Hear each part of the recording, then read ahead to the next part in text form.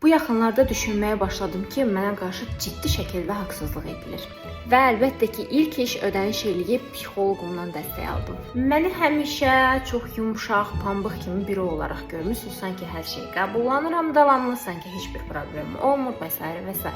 Hər biriniz kimi mən də bir insanam, yaşadığım müəyyən duyğular olur, hansılarla ki, baş eləyə bilmirəm. Onlardan biri də bir həftədir hiss etdiyim haqsızlıq duyğusuydu. Baxın, 5 ildir bu səhifədə inanılmaz böyük əzm və sevgi ilə çalışmışam və böyük bir kütlə yığmışam. Hər bir kütlənin, hər bir insan necə gəldiyini xatırlayıram. Bundan əlavə bu kanal artıq 100 minə çatır, YouTube kanalım artıq 10 minə çatır. Təqribən 3-5 gün sonra digər tərəfdən isə tam loyal və davamlı məndən nə isə hansısa bir xidmət alan müştərilərimdən ibarət 1000 nəfərlik klubum belə var.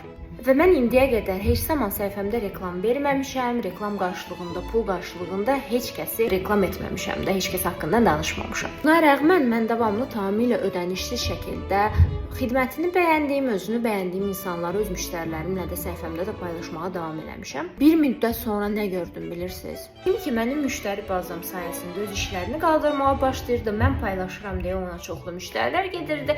Həmin insanlar başladılar mənim arxamca pis danışmağa, məni bloklamağa və yaxud da məndən daha çox sui-istifadə etməyə. Onda hisslərə qapılmağa başladım ki, tamamdır, niyə mənə qarşı insanlar haqsızlıq eləyir ki? Ən böyük dərsimi anladım. İnsan həqiqətən də öz içində nə hiss eləyir, özündən necə davranırsa, digər insanlar da ona elə davranmağa davam edir. Mən ən böyük haqsızlığı əslində özümə edirmişəm. Xidmətlərimin dəyərindən ucuz təklif etmək, reklama görə heç bir ödəniş almamaq və davamlı insanlara işləməsi, çalışması və müştəri qazanması üçün şərait yaratmaq və bunun müqabilində heç nə istəməmək. Sual verdim, nə dərəcədə haqlı bir yanaşmadır ki özümə qarşı? Çünki həqiqətən də necə bu işlər üçün müştəri bazasının, insanların, izləyicilərimin güvənini qazanmaq üçün çalışdığımı çox yaxşı bilirəm və bunun ardında inanılmaz böyük bir əmək var. Hansı əməyi ki, mən özüm dəyərləndirmirəm.